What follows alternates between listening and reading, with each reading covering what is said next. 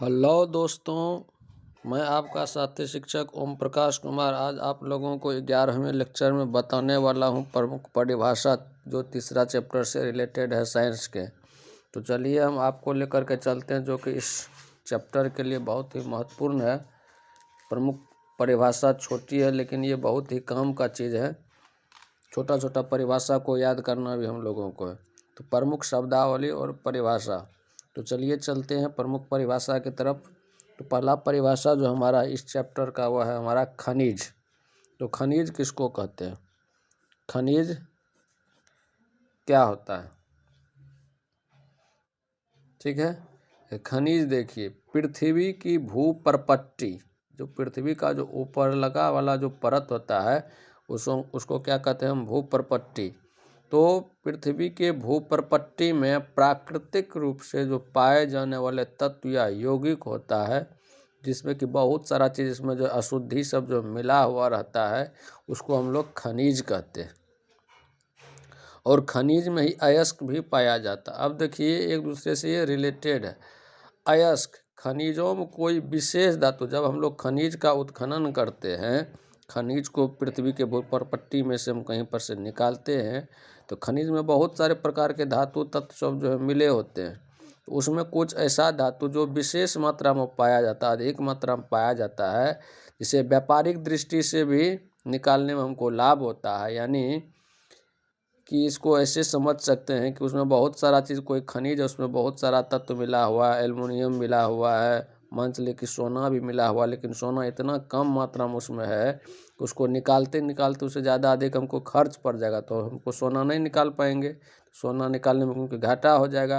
तो जिससे लाभकारी व्यापारिक दृष्टि से, यानी उसको निकालने में हमको लाभ भी होना चाहिए, कि जितना लागत हो रहा है उससे हमको ज़्यादा मुनाफा भी होना चाहिए निकालने में। तो वैसे तत्व को, वैसे धातु को हम क्या बोलेंगे?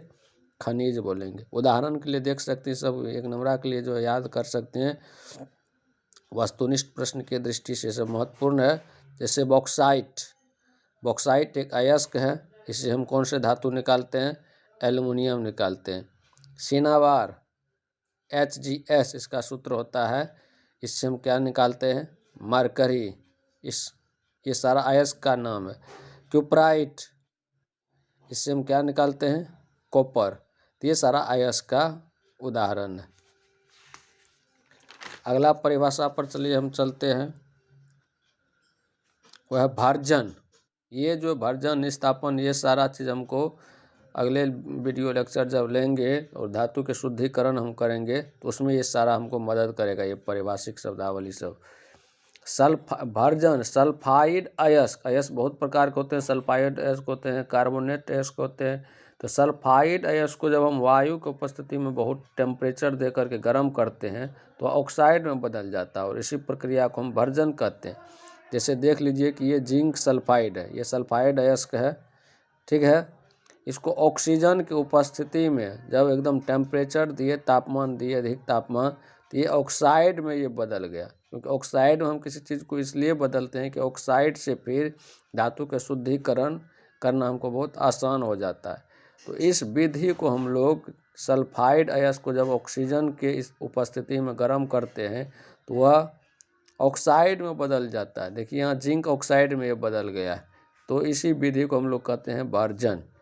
इसके हल्का सा इसमें अथी करेंगे निस्तापन में, यह है कार्बोनेट अयस्क के लिए।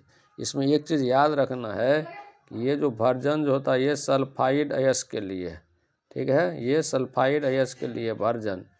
और निस्तापन जो होता है ये आपको कार्बोनेट अयस्क के लिए, ठीक है।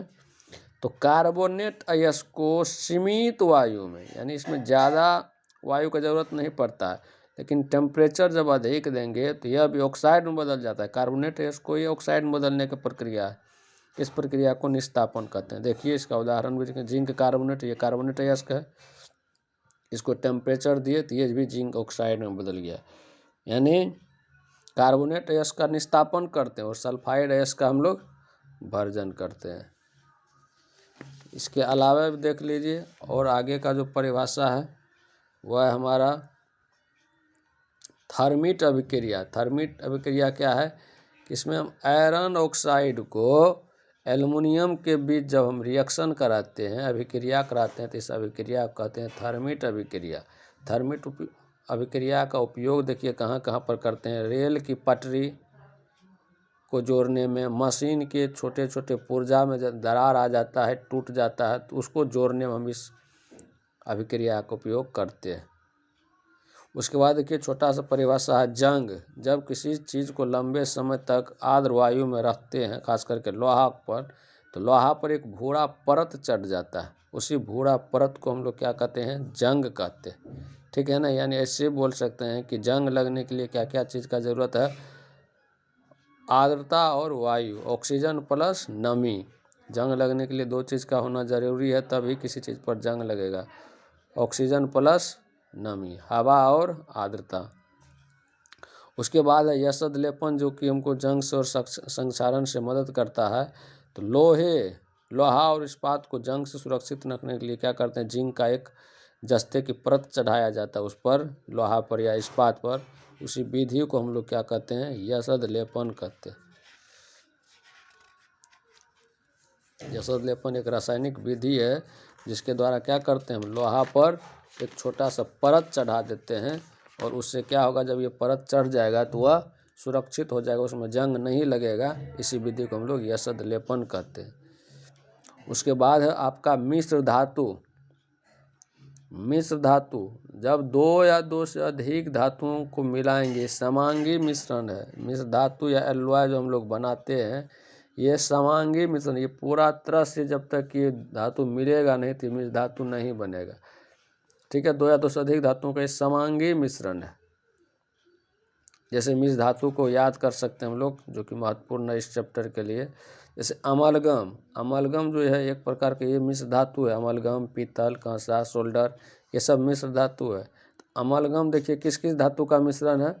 किसी भी धातु में जब हम मरकरी मिला देंगे तो उसको अमलगम बोला जाएगा। मरकरी प्लस अन्य कोई भी धातु को मिला देंगे तो वो जो मिश्र धातु कहलाएगा वह अमलगम कहलाएगा। ठीक है। कॉपर प्लस जिंक से जो मिश्र धातु तैयार होगा, कॉपर प्लस जिंक से जो मिश्र धातु तैयार होगा वह क्या कहलाएगा? पीतल। Copper plus tin, copper plus एसन। ठीक है। कॉपर प्लस टीन, एसन को बोलते हैं हम लोग टीन। तो copper plus tin, copper plus zinc, copper plus zinc से पीतल, और कॉपर प्लस टीन से क्या बनेगा? आपका कांसा, जो कि अच्छा सुचालक भी है। ठीक है। उसके बाद देखिएगा सोल्डर, इसको सोल्डरिंग में हम लोग यूज करते हैं। ठीक है। वेल्डिंग में भी यूज करते हैं। तो पीबी, शीशा प्लस टीन, शीशा प्लस टीन का जो मिश्र धातु तैयार होगा वह कहलाएगा आपका सोल्डर, जिसका यूज हम लोग क्या करते हैं? वेल्डिंग में, सोल्डरिंग में। ठीक है। इसका गलनांक बहुत कम होता है, इसका गलनांक जो होता है बहुत कम गलनांक होता है इसका, इसलिए जल्दी गल जाता है और इससे हम वेल्डिंग करने में इसका यूज करते थे। ये है आपका आज का परिभाषिक शब्दावली सब था।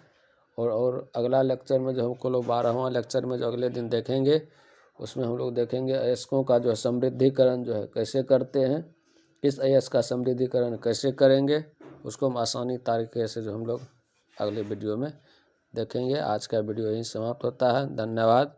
Good night. वीडियो को लाइक करें, शेयर करें, सब्सक्राइब करें, ताकि हमारा नया अपडेट जो है आपको मिलता रहे। धन्यवाद।